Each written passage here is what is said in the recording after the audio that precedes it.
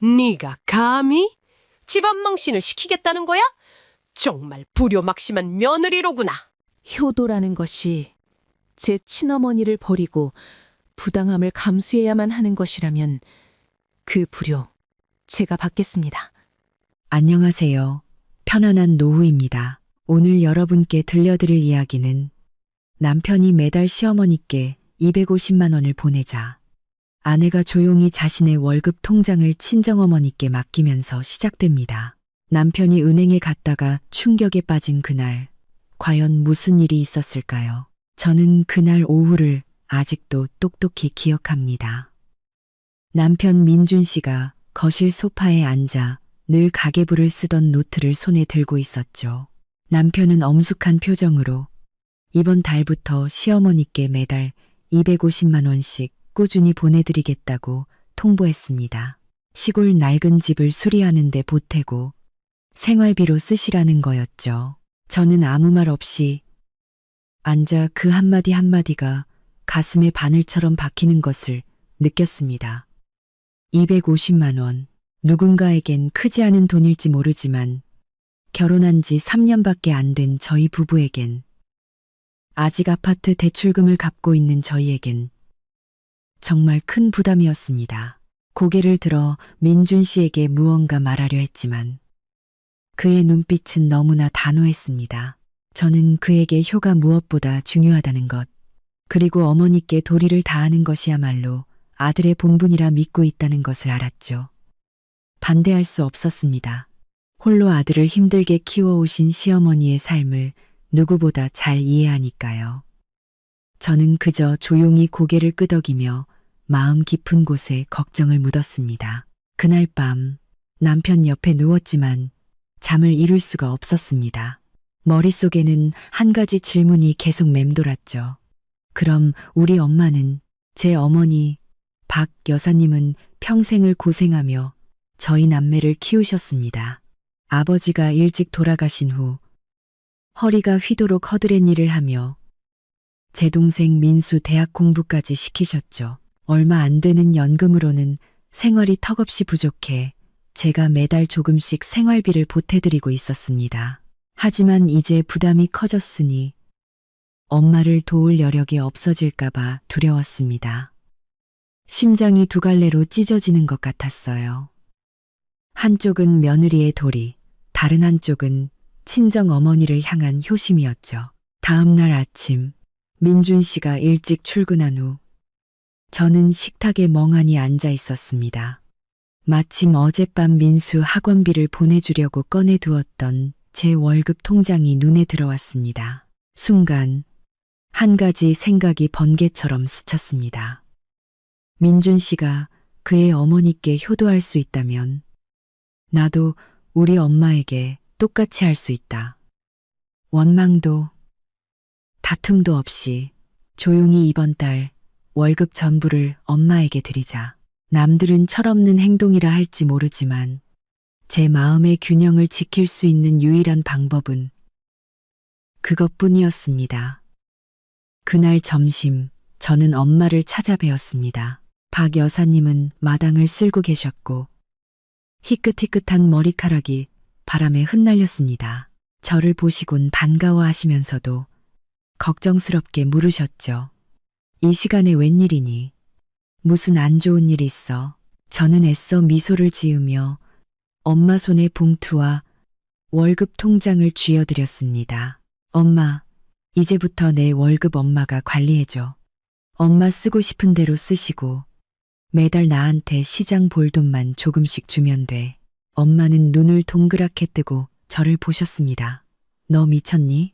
너도 내 살림이 있고 나중에 애들도 키워야지. 민준 서방이 이걸 알면 뭐라고 생각하겠어? 저는 엄마의 깡마른 손을 잡고 속삭였습니다. 이제 엄마 고생 그만했으면 좋겠어. 평생 우리 남매 때문에 고생했잖아. 이제 내가 갚을게. 남편 일은 내가 알아서 할 수 있어. 엄마의 눈시울이 붉어졌습니다. 거절하려 입술을 달싹이셨지만 이내 저를 꼭 안아주셨죠. 뜨거운 눈물이 제 어깨를 적셨습니다. 엄마가 저를 얼마나 아끼시는지 그리고 동시에 얼마나 기댈 곳이 필요하셨는지 알 수 있었습니다. 그 후 며칠간 삶은 평온하게 흘러가는 듯 했습니다. 민준 씨는 꼬박꼬박 시어머니께 돈을 붙였고 저는 조용히 제 월급 전부를 엄마에게 드렸습니다. 겉으로는 평온했지만 제 마음속엔 폭풍이 몰아치고 있었죠. 하지만 올 것은 오고야 말았습니다. 어느 날 아침 민준 씨가 회사에 급한 일이 생겨 돈이 필요해졌습니다. 그는 제가 매달 꾸준히 저축하고 있을 거라 생각했던 통장에서 돈을 찾으러 은행에 갔죠. 하지만 창구 앞에 선 그의 표정은 순식간에 굳어졌습니다. 통장 잔고가 거의 비어 있었으니까요. 저는 그곳에 없었지만 1시간 뒤 제 휴대폰이 미친 듯이 울렸습니다. 민준 씨였죠. 그의 목소리는 당황과 분노로 떨리고 있었습니다. 서연아, 통장에 있는 돈 다. 뭐 한 거야? 왜 한 푼도 없어? 당장 설명해. 저는 수화기를 든 채 심장이 쿵쾅거렸고 손은 차갑게 식었습니다. 그 순간 제가 지키려 했던 비밀이 산산조각 났다는 것을 깨달았습니다. 우리 이야기는 더 이상 숨길 수 없게 되었고 어쩌면 이 일은 제가 상상조차 하지 못했던 사건들의 시작일지도 몰랐습니다. 손에 든 휴대폰이 계속해서 떨렸습니다. 수화기 너머로 분노와 경악에 찬 민준 씨의 거친 숨소리가 들려왔습니다. 그는 모든 것을 파헤치려는 듯 같은 질문을 반복했습니다. 서연아, 돈 다 어디 갔냐고 말해봐. 내가 너 믿고 저축 맡긴 거 몰라? 왜 통장이 텅 비어 있냐고. 저는 의자에 굳은 채 앉아 손가락 마디가 하얘지도록 주먹을 꽉 쥐었습니다. 머릿속은 혼란스러웠고 두려움과 자존심 사이에서 어떻게 대답해야 할지 몰랐습니다. 한편으로는 제가 월급 전부를 친정어머니께 드렸다는 사실을 털어놓고 싶었지만 다른 한편으로는 그가 불같이 화를 내며 제 믿음을 배신했다고 여길까봐 두려웠습니다. 마침내 저는 깊은 숨을 한번 들이쉬고 조용히 대답했습니다. 집에 와요. 가서 자세히 얘기해요. 전화로 설명하고 싶지 않아요. 수화기 너머로 민준 씨가 소리쳤습니다. 아직도 숨길 게 남았어? 좋아. 당장 갈 테니 기다려. 약 30분 후 문이 벌컥 열렸습니다. 민준 씨가 잔뜩 화가 난 얼굴로 들어섰고 이마에는 땀이 송골송골 맺혀 있었습니다. 그는 재킷을 소파에 내던지고 제 앞으로 다가와 무겁게 한 글자씩 내뱉었습니다. 말해봐 서연아. 돈으로 뭐 했어? 거짓말할 생각 마. 은행에서 거래 내역 다 뽑아왔으니까. 저는 고개를 들어 그를 보았습니다.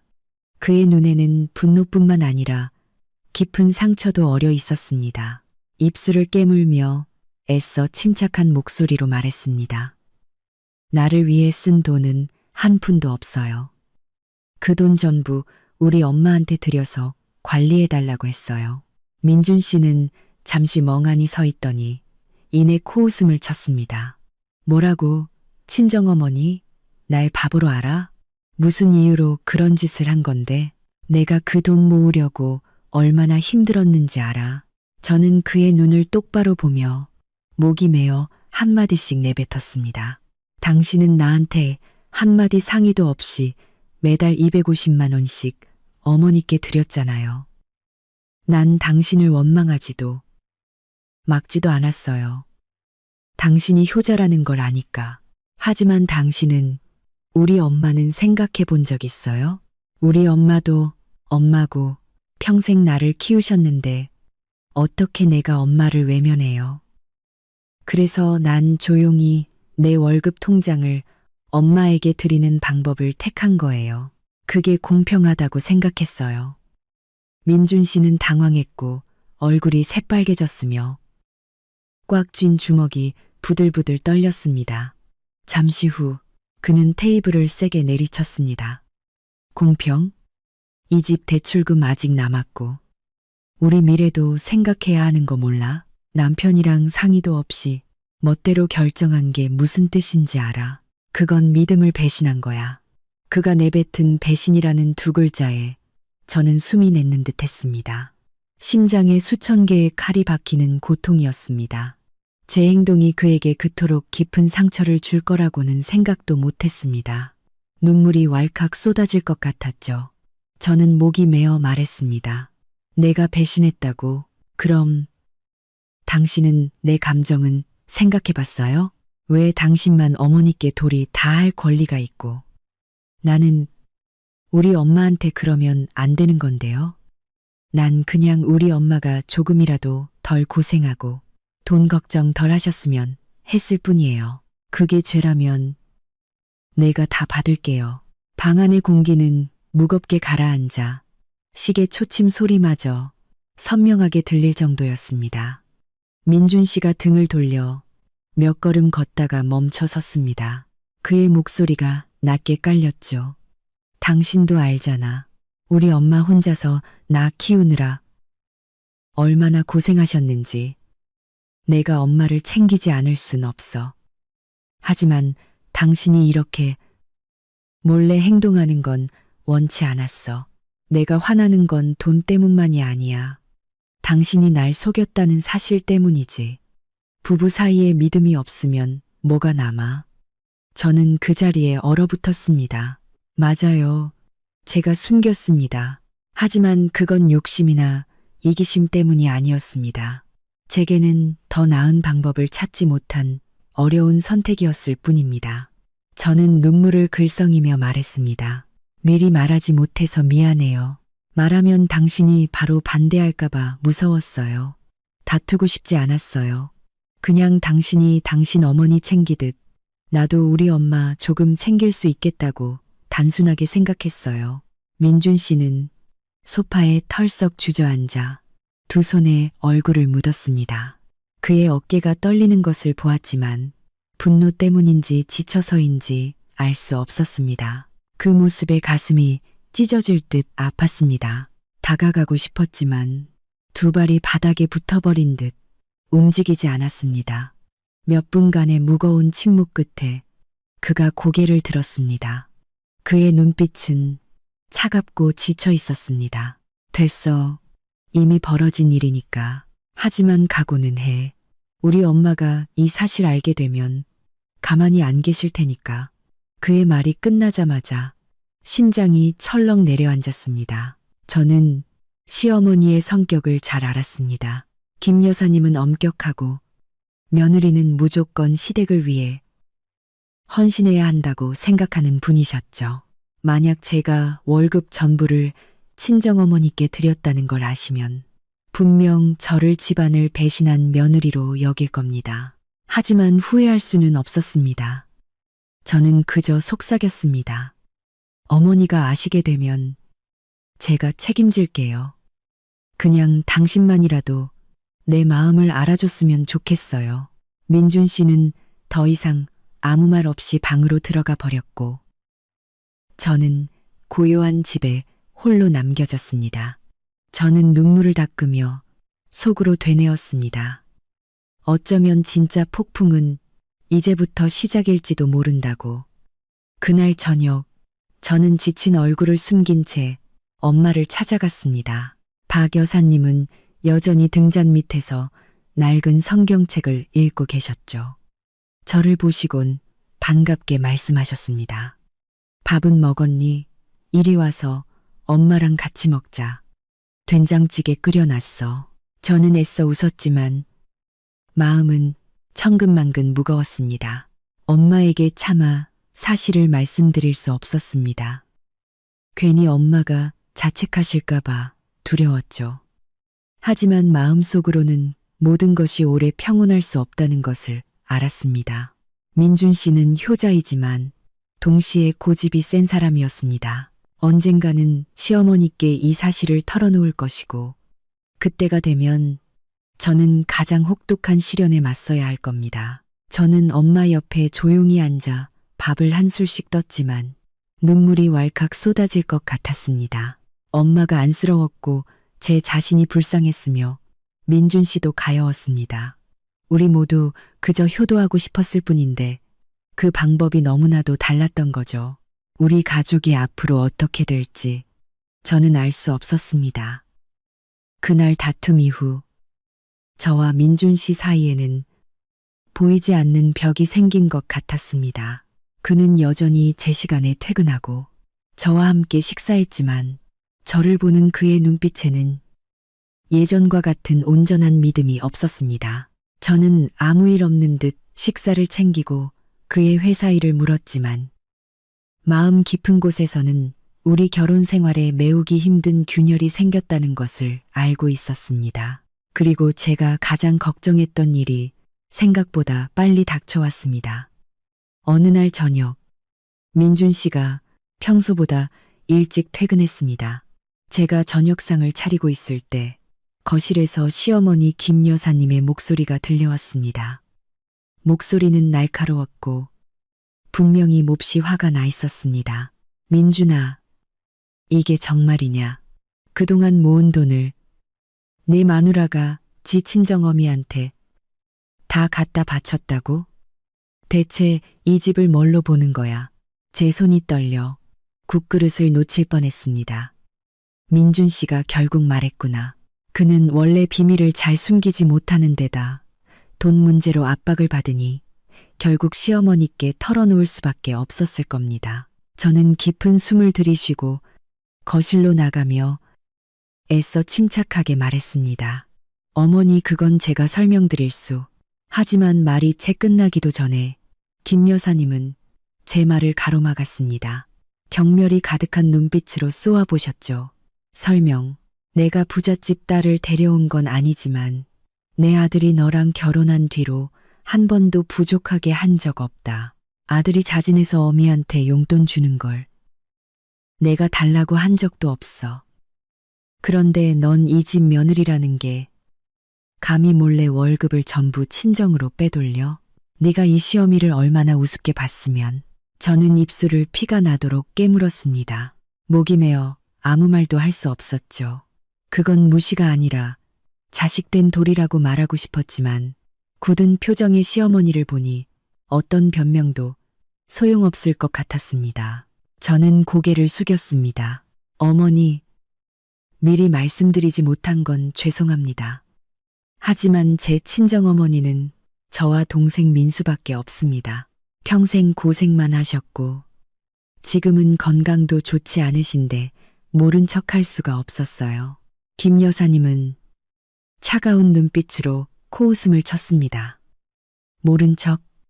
그럼 나와 내 아들은 돈이 넘쳐나는 줄 아니? 이 아파트 대출금 아직 다 갚지도 못했고 매달 관리비에 생활비는 누가 내? 네 남편 생각은 해봤어? 아니면 네 머릿속엔 네 엄마밖에 없어? 민준 씨는 옆에 앉아 굳은 얼굴로 아무 말도 하지 않았습니다. 그저 복잡한 눈빛으로 저를 바라볼 뿐. 안쓰러움과 분노가 뒤섞여 있었죠. 저는 궁지에 몰린 기분이었습니다. 제가 왜 가족을 생각하지 않았겠어요. 저도 이 집 살림을 알뜰히 챙기고 한 푼이라도 아끼려고 노력했어요. 하지만 제 친정어머니를 외면할 수는 없었어요.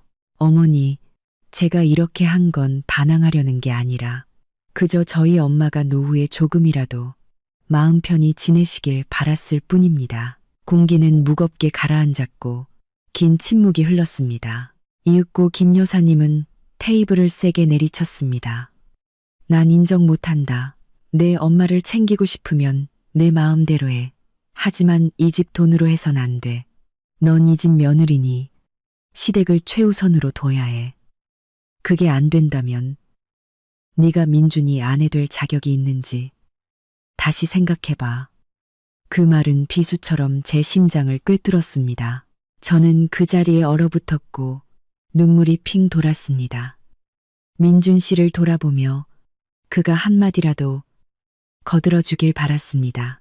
하지만 그는 고개를 숙인 채 아무 말도 하지 않았습니다. 지독한 외로움에 숨이 막힐 것 같았습니다. 그날 밤, 방에 단둘이 남았을 때 저는 조용히 물었습니다. 당신도 정말 어머니처럼 생각해요? 내가 우리 엄마 챙긴다고 당신 아내 될 자격이 없다고 생각하냐고요. 민준 씨는 한참 침묵하다가 무거운 목소리로 나지막이 말했습니다. 당신을 잃고 싶지 않아. 하지만 엄마 마음 상하게 하는 것도 싫어. 서연아, 날 생각한다면 조금만 자제해줘. 우리에겐 미래가 있고 책임져야 할 일들이 많아. 저는 얼굴을 감싸고 울음을 터뜨렸습니다. 그는 저를 아낀다고 말했지만 여전히 어머니의 뜻을 우선시했습니다. 그를 탓할 수는 없었습니다. 어머니와 아들 사이의 정이 얼마나 깊은지 아니까요. 하지만 저도 자식이고 저도 마음이 있는데 저도 제 어머니에 대한 책임이 있는데 왜 두 효심 사이에서 제가 끝까지 양보해야만 하는 걸까요? 그 후 며칠 동안 집안 분위기는 몹시 무거워졌습니다. 시어머니는 노골적으로 저를 냉대했고 꼭 필요한 말 외에는 하지 않았으며 식사 시간의 따뜻함은 사라진 지 오래였습니다. 민준 씨는 더 바빠졌고 늦게 귀가하는 날이 많아지며 저와 대화하는 시간도 줄었습니다. 마음이 텅 빈 기분이었습니다. 마치 낭떠러지 사이에 서서 어디로 가야 할지 모르는 사람처럼요. 어느 날 오후 퇴근하자마자 동생 민수에게서 전화가 왔습니다. 동생의 목소리는 잔뜩 잠겨 있었죠. 누나, 엄마가 아파. 아침부터 병원에 입원해 계셔. 걱정돼 죽겠어. 의사 선생님이 입원해서 지켜봐야 한다는데 병원비가 내가 당장 구할 수가 없어. 저는 그 자리에 얼어붙었고 심장이 철렁 내려앉았습니다. 저는 급히 병원으로 달려갔습니다. 침대에 누워 계신 엄마의 얼굴은 채쑥했고 그 모습을 보니 눈물이 왈칵 쏟아졌습니다. 그 순간 제게 다른 선택지는 없다는 것을 깨달았습니다. 비난을 받든 배신자 취급을 받든 저는 엄마 곁을 지켜야 했습니다. 하지만 시댁의 폭풍이 더욱 거세질 것이라는 것도 잘 알고 있었습니다. 그들이 제가 또다시 엄마를 위해 돈을 썼다는 사실을 알게 된다면 말이죠. 저는 엄마의 차가운 손을 꼭 잡고 속으로 다짐했습니다. 어떤 대가를 치르더라도 엄마를 지킬 거라고, 어떤 시련이 닥쳐도 후회하지 않을 거라고. 저는 병상 옆에 앉아 엄마의 깡마른 손을 꼭 잡았습니다. 마음이 찢어질 듯 아팠습니다. 평생 고생만 하신 엄마. 이제 노후에는 편히 쉬셔야 할 나이에 지친 얼굴로 눈을 감고 여기에 누워 계셨습니다. 민수가 옆에 서서 붉어진 눈으로 떨리는 목소리로 말했습니다. 누나, 병원비를 어디서 구해야 할지 정말 모르겠어. 나도 학비가 아직 밀려 있는데 엄마까지 이러시니. 저는 동생 어깨에 손을 얹고 애써 침착하게 말했습니다. 걱정 마, 누나가 있잖아. 누나가 어떻게든 해결할게. 그렇게 말했지만 제 마음속은 절망적이었습니다. 제 월급은 이미 엄마에게 다 드렸고 모아둔 돈도 없었죠. 민준 씨는 저에게 화가 나 있으니 분명 이 상황을 받아주지 않을 겁니다. 지난달 회사에서 받은 성과급이 조금 남아 있었지만 입원비, 검사비, 약값에 비하면 턱없이 부족했습니다. 그때 제 마음속에서 이상한 결단력이 솟아났습니다. 엄마가 돈 걱정 때문에 불안해하시게 둘 수는 없었습니다. 남편의 분노와 시어머니의 냉대를 감수하더라도 방법을 찾아야 했습니다. 다음 날 저는 하루 휴가를 내고 친구들에게 돈을 빌리러 다녔습니다. 다행히 친한 직장 동료 언니가 급한 대로 초기 비용을 빌려주었습니다. 그 돈으로 병원비를 수납하고 나니 마음이 조금 가벼워졌지만 여전히 두려움은 가시지 않았습니다. 민준 씨가 알면 어떤 반응을 보일까. 저녁에 집에 돌아오자마자 시어머니의 날카로운 눈빛과 마주쳤습니다. 김 여사님은 소파에 앉아 계셨고 앞에는 식어버린 찻잔이 놓여 있었습니다. 민준 씨도 굳은 얼굴로 함께 있었죠. 불길한 예감이 들었지만 애써 태연한 척했습니다. 다녀왔습니다. 어머니, 병원에 좀 다녀왔어요. 김 여사님은 즉시 다그쳤습니다. 무슨 병원? 거기서 뭘 했는데? 저는 잠시 망설였지만 솔직하게 말하기로 했습니다. 어머니, 친정어머니께서 입원하셔서요. 제가 수속을 밟아드려야 했습니다. 예상대로 시어머니의 얼굴이 굳어지며 날카로운 목소리로 쏘아붙였습니다. 그럼 돈은 어디서 났는데? 설마 또 이 집 돈을 네 엄마한테 갖다 바친 건 아니겠지? 저는 아무 대답도 할 수 없었습니다. 그때 민준 씨가 끼어들었습니다.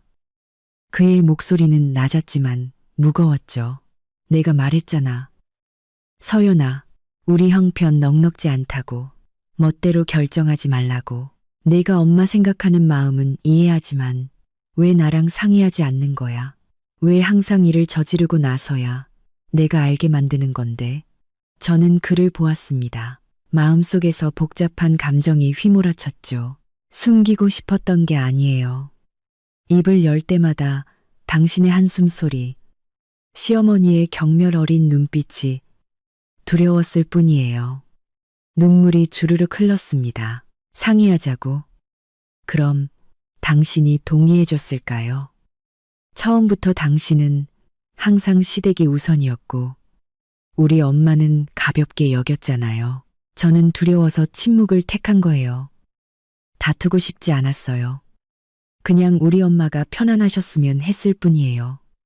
방 안은 침묵에 잠겼습니다. 시어머덜 씹은 찻잔을 테이블에 세게 내려놓았고 찬물이 사방으로 튀었습니다.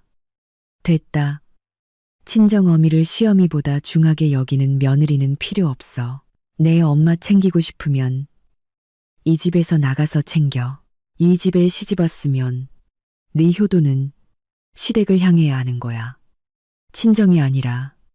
그 말은 제 가슴을 산산조각냈습니다. 저는 고개를 들어 민준 씨를 보며 그가 저를 변호해 주길 바랐지만 그는 그저 시선을 피하며 침묵할 뿐이었습니다. 제 자신의 집에서 버려진 듯한 고통에 숨이 막혔습니다.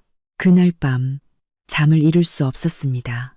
입원하신 엄마, 돈 걱정에 애태우는 민수, 저를 경멸하는 시어머니, 그리고 침묵하는 남편을 생각했습니다. 저는 철저히 혼자였습니다. 하지만 생각할수록 엄마를 외면할 수는 없다는 것을 깨달았습니다. 만약 선택해야 한다면 저는 엄마 편에 설 겁니다. 엄마는 제 피부치이고 제가 가장 힘들 때 기댈 수 있는 유일한 분이니까요. 다음 날 아침 저는 행동에 옮기기로 결심했습니다. 결혼할 때 받은 얼마 안 되는 예물과 시어머니가 주신 금목걸이까지 전부 챙겨 전당포로 향했습니다. 제값을 받지는 못했지만 병원비를 보태기에는 충분했습니다. 시어머니가 이 사실을 알면 불같이 화를 내실 걸 알았지만 제게는 다른 길이 없었습니다. 병원으로 돌아와 약하게나마 미소 짓는 엄마를 보니 제 선택이 옳았다고 느꼈습니다. 엄마는 제 손을 잡고 속삭이셨죠. 바보 같은 내 딸, 엄마 때문에 내 행복을 망치지 마. 엄마는 네가 평안하기만 하면 돼. 저는 엄마를 끌어안고 빗물처럼 눈물을 쏟았습니다. 엄마, 난 괜찮아. 다 견딜 수 있어. 엄마만 건강해지면 돼. 하지만 인생은 결코 쉽지 않았습니다. 그날 오후 집에 돌아오자 김 여사님이 문 앞에 서 계셨습니다. 손에는 저희 부부가 대출금을 갚고 있는 아파트의 등기부등본이 들려 있었죠. 그녀의 목소리는 칼날처럼 차가웠습니다. 똑똑히 들어. 만약 네가 이 집 돈을 또다시 친정으로 빼돌린다면 이 아파트에서 네 이름은 사라질 거야. 내가 전부 내 아들 명의로 바꿔버릴 테니까. 너 같은 며느리가 이 집안 망치는 꼴은 못 봐. 저는 그 자리에 얼어붙었고 목이 꽉 막혔습니다. 저 아파트는 저와 민준 씨가 몇 년 동안 피땀 흘려 마련한 것이었습니다. 그런데 이제 와서 제가 아무것도 아닌 것처럼 제 몫을 빼앗겠다고 위협하다니. 저는 입술을 굳게 다물었지만 마음속에서는 분노의 불길이 타올랐습니다. 만약 시어머니가 정말 그렇게 나온다면 저도 가만히 있지 않을 겁니다. 저 혼자만의 불이익은 참을 수 있어도 단지 가난하다는 이유로 제 어머니가 무시당하는 것은 견딜 수 없었습니다. 그리고 저는 이번 시련이 제가 겪었던 그 어떤 것보다 훨씬 더 혹독하리라는 것을 직감했습니다. 저는 문 앞에 선 채 시어머니 손에 들린 등기부등본을 보며 심장이 쓰린 듯 했습니다. 온몸에 피가 빠져나가는 기분이었죠. 저와 민준 씨가 저 아파트를 얻기 위해 얼마나 많은 땀과 눈물을 흘렸던가. 그런데 이제 와서 김 여사님은 차가운 말 한마디로 제 모든 것을 빼앗으려 하고 있었습니다. 저는 애써 침착함을 유지하며 떨리는 목소리로 하지만 분명하게 말했습니다. 어머니, 이 아파트는 저와 민준 씨가 함께 노력해서 얻은 거예요. 저도 매달 대출금을 갚았어요. 어떻게 제 몫을 없애겠다고 하세요? 김 여사님은 턱을 치켜들고 도전적인 눈빛으로 말했습니다. 내게는 자격이 없으니까. 시집와서 시댁보다 친정을 더 챙기는 여자는 이 집에 있을 자격이 없어. 솔직히 말해서 네가 계속 이런 식으로 이 시어미를 무시하면 민준이 시켜서 재산 전부 아들 명의로 돌려놓을 거야. 그땐 네가 어디로 가든 상관 안 해. 그 말을 듣는 순간 눈앞이 흐려졌지만 두려움 대신 이상한 힘이 솟아나는 것을 느꼈습니다. 저는 눈물을 삼키고 고개를 들어 시어머니를 똑바로 쳐다봤습니다. 어머니께서 저를 미워하시고 받아들이지 않으셔도 괜찮습니다. 하지만 저희 어머니를 모욕하지는 말아주세요. 저희 엄마는 평생 저희 남매를 위해 희생하셨어요. 제가 엄마를 챙기는 건 당연한 도리지.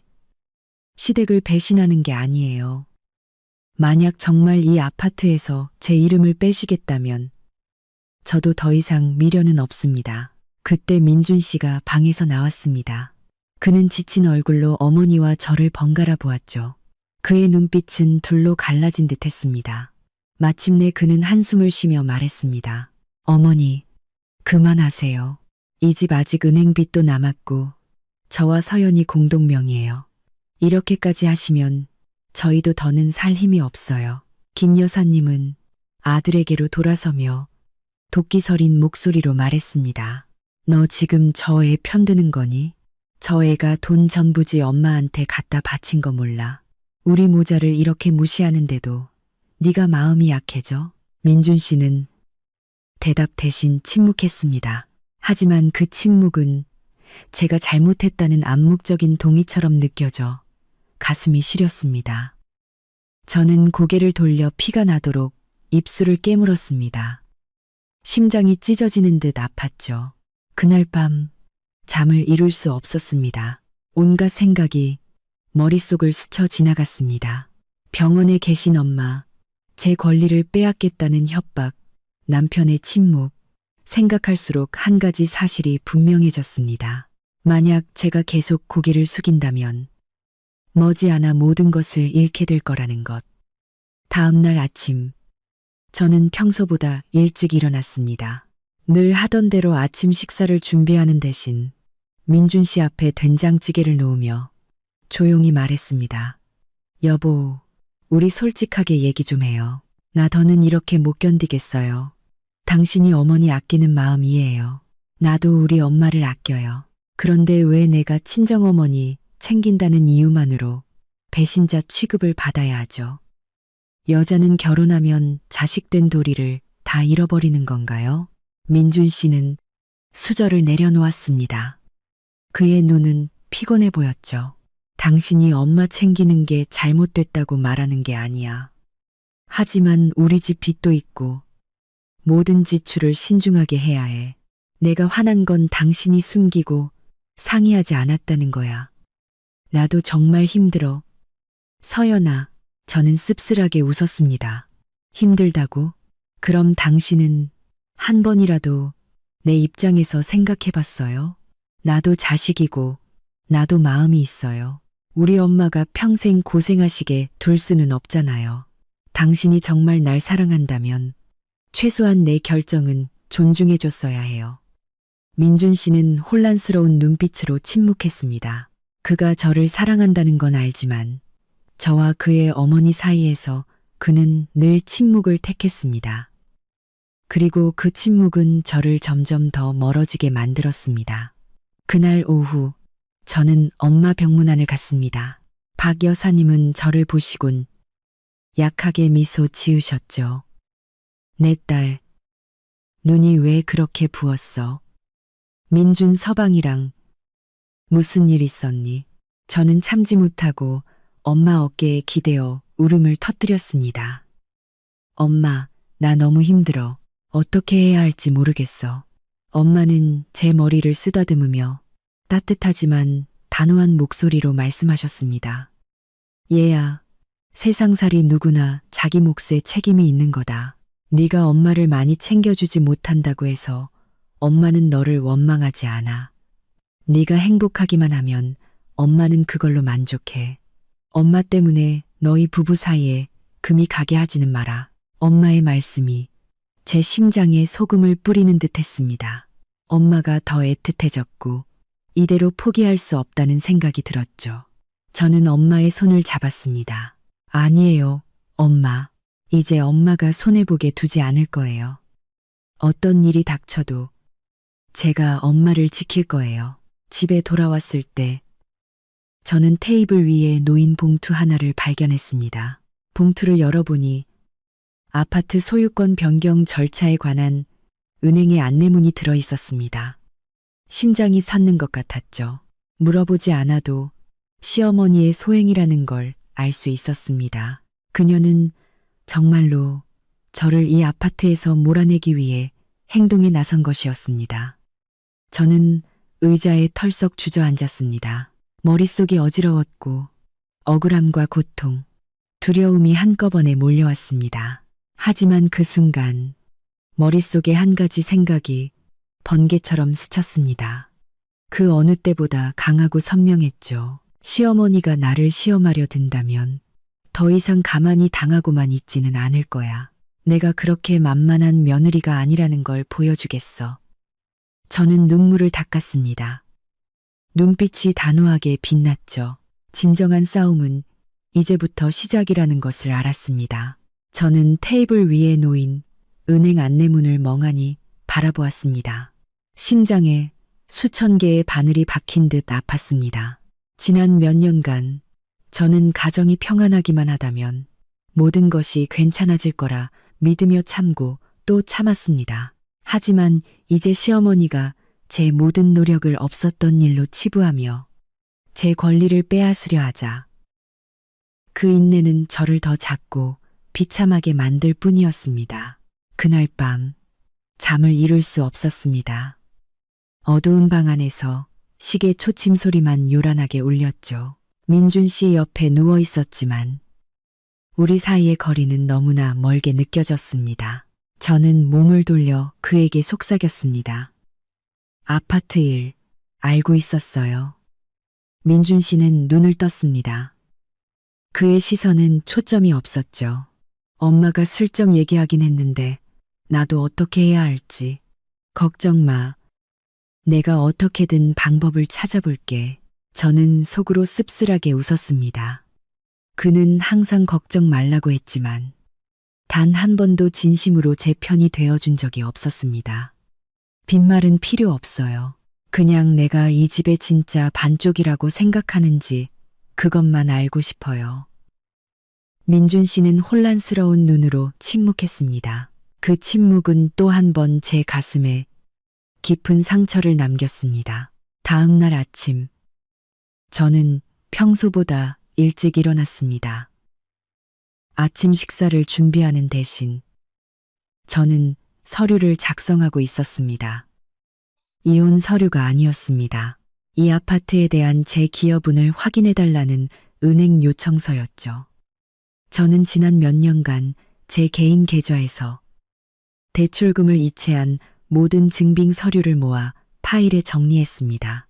시어머니가 마음대로 하게 내버려 두면 모든 것을 잃게 될 거라는 걸 알았습니다.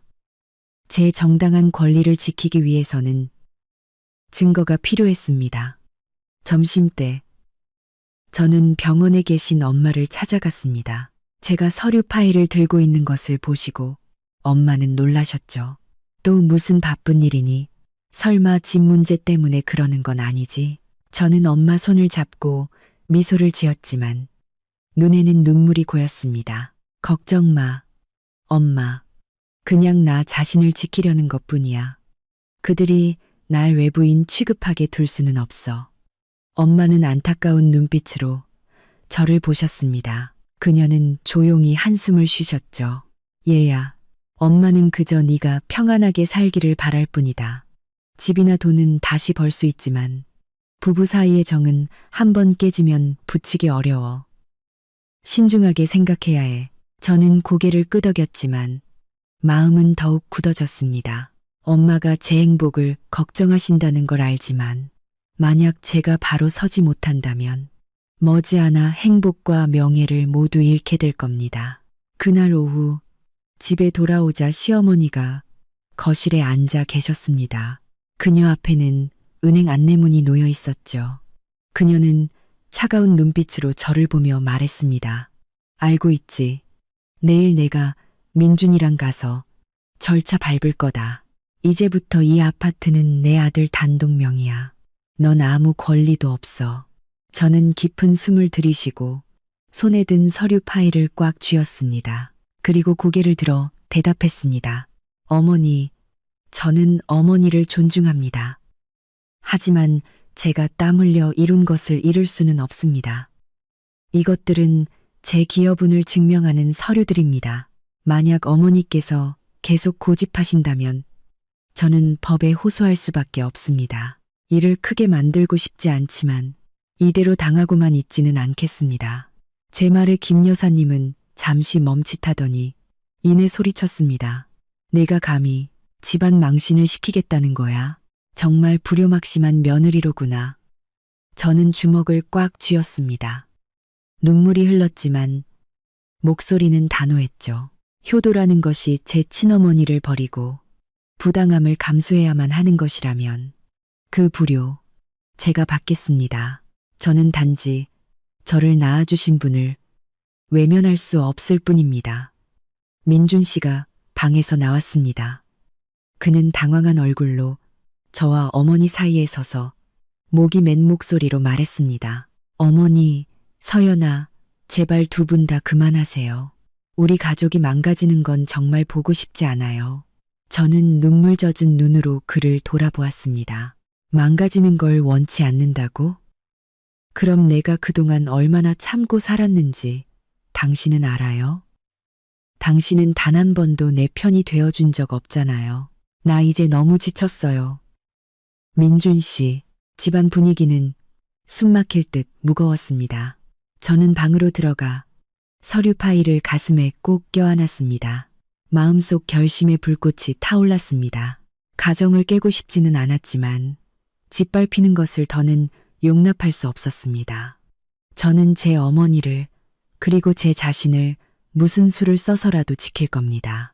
그날 밤 저는 창가에 앉아 부슬부슬 내리는 비를 바라보았습니다.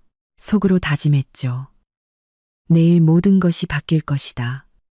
그들이 내 자리를 인정하든 아니면 내가 다시는 돌아오지 않을 나만의 길을 가든 그리고 그 내일이 저뿐만 아니라 이 가족 전체의 진정한 전환점이 될 것이라는 것을 알았습니다. 다음 날 아침 저는 아주 일찍 일어났습니다. 밤새 거의 눈을 붙이지 못하고 마지막 방패인 양 서류 파일을 꼭 껴안고 있었죠. 오늘이 결정적인 날이 될 거라는 걸 알았습니다. 거실로 나가자 시어머니는 이미 옷을 단정히 차려입고 핸드백을 든 채 차가운 얼굴로 서 계셨습니다. 민준 씨는 그 옆에서 안절부절 못하며 걱정과 무력감이 뒤섞인 표정을 짓고 있었죠. 김 여사님은 저를 보며 날카롭게 말했습니다. 너도 따라올 셈이냐? 잘됐네. 은행에 가서 이 집 며느리가 얼마나 배짱이 두둑한지 사람들한테 똑똑히 보여주지. 저는 조용히 고개를 끄덕이고 말없이 그 뒤를 따랐습니다. 그날 아침 은행으로 가는 길은 유난히 길게 느껴졌습니다. 저는 차 뒷좌석에 앉아 백미러를 통해 민준 씨와 눈이 마주쳤습니다. 그는 무언가 말하려다 이내 입을 다물었죠. 그가 얼마나 힘든지 알았지만 그의 곤란함이 제가 느끼는 압박감을 덜어줄 수는 없었습니다. 은행은 꽤 붐볐고 우리는 차가운 대기실에 앉아 각자 다른 생각에 잠겼습니다.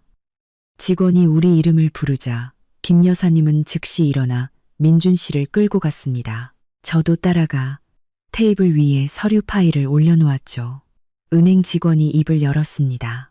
오늘 아파트 소유권 지분 변경 때문에 오셨죠. 김 여사님은 힘주어 고개를 끄덕였습니다. 네, 맞아요. 아들 단독 명의로 바꾸고 며느리 이름은 빼고 싶습니다. 그 말을 듣자 목이 메었지만 저는 침착하게 서류 파일을 열었습니다. 죄송하지만 저도 이 아파트의 합법적인 공동 소유자입니다. 여기 지난 3년간 제 개인 계좌에서 대출금을 상환한 모든 증빙 서류가 있습니다. 은행에서 확인 가능합니다. 소유권을 변경하시려면 제 서명과 동의가 필요합니다. 직원은 잠시 놀란 듯 제가 내민 서류들을 꼼꼼히 살폈습니다. 이윽고 그녀는 고개를 들어 분명하게 말했습니다. 네, 서연님께서 꾸준히 대출금을 상환하신 내역이 확인됩니다. 법적으로 이 아파트는 부부 공동 소유 재산으로 변경 시 두 분 모두의 동의가 필요합니다. 김 여사님은 그 자리에 굳어 얼굴이 창백해졌습니다. 그리고는 제게 소리쳤죠. 내가 무슨 짓을 꾸민 거야? 집안 망신을 시키겠다는 거냐? 이건 집안일인데 누가 너더러 이런 짓까지 하라고 했어? 저는 주먹을 꽉 쥐고 떨리지만 단호한 목소리로 말했습니다. 어머니, 저는 집안 망신을 시키려는 게 아니라 제 몫을 지키고 싶었을 뿐입니다. 저는 이 집에 얹혀 사는 사람이 아닙니다. 이 아파트를 위해 한 푼 한 푼 기여했고 존중받을 권리가 있습니다. 민준 씨가 옆에서 얼굴이 붉어진 채 끼어들었습니다. 어머니, 그만하세요. 은행에서 안 된다고 하잖아요. 더 이상 일을 크게 만들지 마세요. 하지만 그의 말은 시어머니의 분노에 기름을 부었을 뿐이었습니다. 그녀는 제 얼굴을 향해 손가락질하며 소리쳤습니다. 잘났구나. 아주 남들 앞에서 이 시어미를 거역해. 똑똑히 기억해도 이제부터 이 집에서 편히 살 생각은 꿈도 꾸지 마. 직원이 급히 말렸지만 저는 그저 눈물을 글썽이며 조용히 앉아 있었습니다. 두려워서가 아니었습니다. 시어머니에게 적으로 취급당하는 고통 때문이었죠. 저는 민준 씨를 돌아보며 그가 단 한 번만이라도 제 편이 되어주길 바랐지만 그는 그저 주먹을 꽉 쥔 채 침묵하며 은행을 나섰습니다. 차 안의 공기는 숨 막힐 듯 무거웠습니다. 저는 뒷좌석에 앉아 창밖을 보며 눈물을 흘렸습니다. 김 여사님은 분을 사귀지 못했고 민준 씨도 침묵했죠. 마음속에 차가운 공허함이 번졌습니다. 이제부터 이 집안의 폭풍은 더욱 거세질 거라는 것을 알았습니다. 집에 도착하자마자 김 여사님은 핸드백을 테이블에 내동댕이 치며 날카롭게 말했습니다. 잘났구나, 서연아. 한 번 이겼다고 네가 계속 이길 줄 알아? 내가 이 집에서 네가 한낱 며느리에 불과하다는 걸 똑똑히 보여주마. 돈 몇 푼 있다고 우쭐대지 마. 저는 입술을 꽉 깨물었지만 대꾸하지 않았습니다. 지금 다투는 것은 상황을 악화시킬 뿐이라는 걸 알았기 때문입니다. 저는 조용히 방으로 들어가 문을 닫고 침대에 털썩 주저앉았습니다.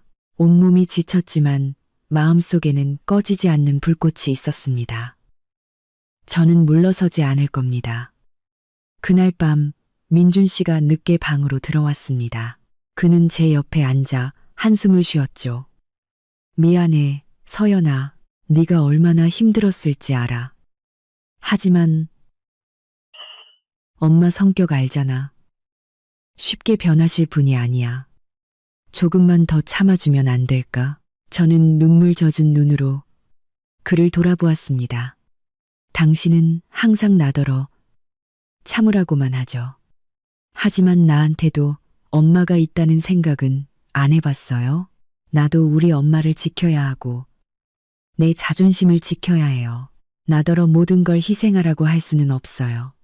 민준 씨는 머리를 감싸 쥐고 목이 맨 목소리로 말했습니다.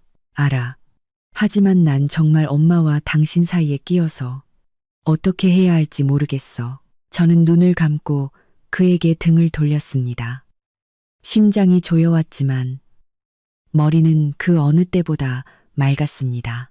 앞으로의 길이 험난할 것이며 더 격렬한 싸움을 준비해야 한다는 것을 알았습니다. 마음속에 한 가지 생각이 스쳤습니다. 시어머니가 저를 눈엣 가시처럼 여긴다면 머지않아 저를 이 집에서 쫓아낼 방법을 찾을 겁니다. 하지만 쉽게 당해주지는 않을 겁니다. 저에게는 제가 필요한 엄마와 동생이 있습니다. 저는 혼자가 되더라도 강해져야 합니다. 그리고 진짜 시련은 아직 오지 않았다는 불길한 예감이 들었습니다. 은행에서 돌아온 그날 이후 저는 숨 막히는 긴장감 속에서 살았습니다. 시어머니 김 여사님은 제 얼굴도 쳐다보지 않았고 꼭 필요할 때만 차가운 말을 내뱉었죠. 이미 맛을 잃은 식사 시간은 더욱 무거워졌습니다. 제가 정성껏 음식을 차려도 그녀는 젓가락을 내려놓으며 독서를 퍼부었습니다. 시어미를 우습게 아는 사람이 차린 밥은 목구멍으로 넘어가질 않는구나. 저는 굴욕감을 삼키며 묵묵히 밥을 넘겼습니다. 눈물이 핑 돌았지만 한 방울이라도 흘리면 약해 보일까봐 억지로 참았습니다. 민준 씨는 점점 더 곤란해했습니다. 그는 저와 어머니의 직접적인 충돌을 피했고 회사에 늦게까지 남아있다 돌아오는 날이 잦아졌습니다. 차가운 방에서 그를 기다리며 아직 병원에 계신 친정어머니를 생각하면 가슴이 미어졌습니다. 기댈 어깨가 필요했지만 남편의 어깨는 이제 너무나 멀게만 느껴졌습니다. 어느 날 오후 병원에서 돌아오는 저를 김 여사님이 문 앞에서 막아섰습니다. 그녀의 손에는 작은 상자가 들려 있었죠. 그녀가 상자를 열자 안에는 그녀가 결혼 예물로 주었던 모든 폐물이 들어 있었습니다. 목걸이, 팔찌, 귀걸이, 그녀의 목소리는 도끼 서려 있었습니다. 이거나 가지고 가서 네 엄마 빚이나 갚아라. 우리 집 물건, 네가 가지고 있는 꼴은 더는 못 보겠다. 저는 그 자리에 얼어붙었고 심장이 쿵 내려앉는 것 같았습니다. 그 예물들은 단순한 물질이 아니었습니다. 결혼식의 추억이자 가족의 유대를 상징하는 것이었죠. 그런데 이제 와서 그녀는 제가 아무것도 아닌 것처럼 그것들을 내던졌습니다. 저는 떨리는 목소리로 말했습니다. 어머니, 저는 이걸 보물처럼 소중히 여겼어요. 어떻게 이러실 수 있으세요? 그녀는 코웃음을 쳤습니다. 보물, 내게는 시댁을 위할 줄 아는 며느리가 보물이지. 친정 뒷공문이나 쫓아다니는 너 같은 애가 이런 걸 가지고 있어봤자 무슨 소용이람. 그녀는 상자를 제 손에 억지로 쥐어주고는 등을 돌렸습니다. 저는 문턱에 선 채 억울함과 고통에 목이 메었습니다. 그때 퇴근하던 민준 씨가 그 광경을 보고 멈칫했습니다. 그는 저를 안타까운 눈으로 보았지만 이내 어머니에게로 돌아서서 부드러운 목소리로 말했습니다. 어머니, 제발 그만하세요. 왜 일을 이렇게까지 만드세요? 이미 지난 일이잖아요. 김 여사님은 쏘아 붙였습니다. 지난 일, 내 눈으로 봤지 않니? 저게 은행까지 가서 나한테 대드는 꼴을. 저런 며느리가 어디 있단 말이냐. 저는 입술을 꽉 깨물고 민준 씨를 보았습니다. 그가 공정한 말 한마디 해주기를 바랐지만 그는 그저 침묵하며 한숨을 쉴 뿐이었습니다. 이 싸움에서 저는 철저히 혼자라는 것을 깨달았습니다.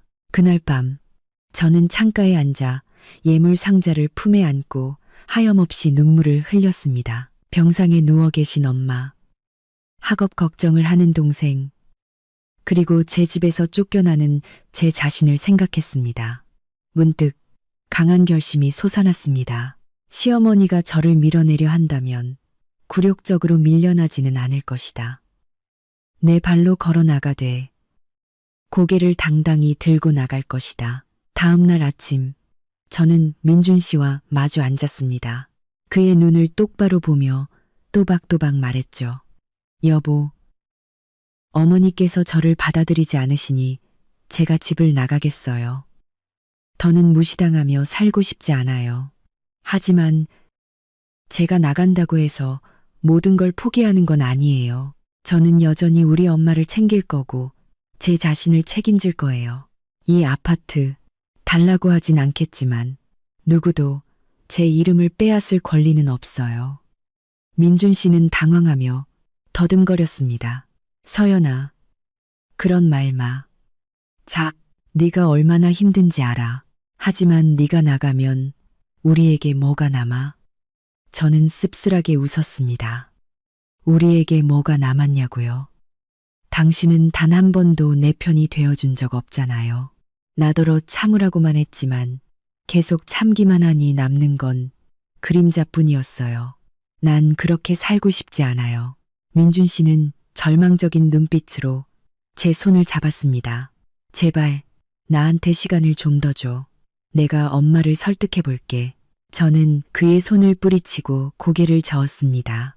당신에게는 이미 너무 많은 시간이 있었어요. 하지만 당신은 한 번도 나를 선택하지 않았죠. 이제 나도 지쳤어요. 저는 돌아섰습니다. 마음은 찢어질 듯 아팠지만 이상하게도 가벼워졌습니다. 지난 몇 달간 처음으로 제가 진정으로 결단력 있는 사람이 된 것 같았습니다. 그날 저녁, 저는 병원에서 엄마에게 따로 살 계획을 말씀드렸습니다. 엄마는 걱정스러운 눈으로 저를 보셨죠. 얘야, 네가 고생할까봐 걱정이구나. 혼자 나가 살면 견딜 수 있겠니? 빚도 있고 내 앞날도 있는데. 저는 눈물을 머금고 웃으며 엄마 손을 꼭 잡았습니다. 엄마, 어떤 고생이든 견딜 수 있어요. 짓밟히는 건 더 이상 못 견디겠어요. 처음부터 다시 시작할 거예요. 엄마랑 민수만 곁에 있으면 돼요. 엄마는 저를 품에 안고 아무 말도 하지 않으셨지만 그 품이 감격으로 떨리는 것을 느낄 수 있었습니다. 앞으로의 길이 쉽지 않겠지만 적어도 제 자신으로 살 수 있을 겁니다. 바로 그날 밤 은행에서 온 뜻밖의 전화 한 통에 저는 그 자리에 굳었습니다. 민준 씨 이름으로 아파트를 담보로 한 이상한 거래가 있었다는 내용이었습니다. 저는 충격에 휩싸였습니다. 설마 시어머니가 민준 씨를 압박해서 추가 대출을 받게 한 걸까? 만약 그렇다면 우리 삶은 제가 상상했던 것보다 더 끔찍한 소용돌이에 휘말리게 될 겁니다. 마음속에 불길한 예감이 스쳤습니다. 어쩌면 진짜 폭풍은 이제부터 시작일지도 모른다고. 은행에서 온 전화는 저를 한동안 멍하게 만들었습니다. 수화기 너머에서는 분명하게 확인해 주었죠. 서연님, 오늘 오전에 남편분께서 아파트를 담보로 거액의 추가 대출을 신청하고 가셨습니다. 공동명의 자산이라 서연님께 추가 확인차 연락드렸습니다. 저는 휴대폰을 쥔 손이 차갑게 식는 것을 느꼈습니다. 머릿속에는 수만 가지 질문이 떠올랐습니다. 민준 씨는 왜 이런 짓을 했을까? 왜 나한테 한마디도 하지 않았을까? 그 돈은 어디에 쓰려는 걸까? 그리고 누가 그를 부추겼을까? 그날 저녁 민준 씨가 돌아왔을 때 저는 더 이상 참을 수 없었습니다. 그의 앞에 서서 불꽃 튀는 눈으로 물었습니다. 민준 씨, 왜 나랑 상의도 없이 아파트를 담보로 대출을 받았어요? 우리 부부가 몇 년간 땀 흘려 이룬 걸 당신의 어리석은 결정 하나로 빚더미로 만들 셈이에요? 민준 씨는 잠시 멈칫하더니 시선을 피하며 한숨을 쉬었습니다. 그게 엄마한테 돈을 좀 드리려고 시골집도 수리하고 친척들 일도 좀 도와드려야 한다고 하셔서 일단 빌리고 천천히 갚으면 될 거라고 생각했어. 그 말을 듣는 순간 심장이 냇는 것 같았습니다. 저는 씁쓸하게 웃으며 눈물을 흘렸습니다. 결국 또 어머니 때문이군요. 어머니의 바람을 들어주기 위해 우리가 사는 집까지 담보로 잡을 만큼. 그럼 나는 당신한테 한마디 들을 가치도 없는 사람이에요. 저는 의자에 털썩 주저앉았습니다. 제가 친정 어머니를 위해 한 푼 한 푼 챙길 때는 불효자식 취급을 받으며 궁지에 몰렸는데 제 남편은 어머니 말 한마디에 공동재산을 담보로 잡았습니다. 억울함이 목구멍까지 차올랐습니다. 저는 목이 메어 말했습니다. 이 일이 잘못되면 우리 평생 빚에 허덕이며 살아야 한다는 거 알아요. 나랑 우리 엄마, 동생은 나중에 어떻게 살라고요? 민준 씨는 제 옆에 앉아 제 손을 잡으려 했지만 저는 뿌리쳤습니다. 그가 목소리를 낮췄습니다. 미안해, 서연아. 내가 성급했다는 거 알아. 하지만 엄마를 실망시킬 수는 없었어. 평생 날 혼자 키우셨는데 외면할 수가 없었어. 내가 빚은 책임지고 갚을게. 절대 당신 고생 안 시킬게. 저는 그의 눈을 똑바로 보았습니다. 마음이 찢어질 듯 아팠죠. 약속? 당신은 수없이 약속했어요. 하지만 결과는 어땠죠? 결혼하고 지금까지 나는 항상 참고 억압당했어요. 내가 우리 엄마 챙기면 배신이 되고 당신이 당신 어머니 챙기면 효도가 되는 거죠. 공평함은 어디에 있는 건데요?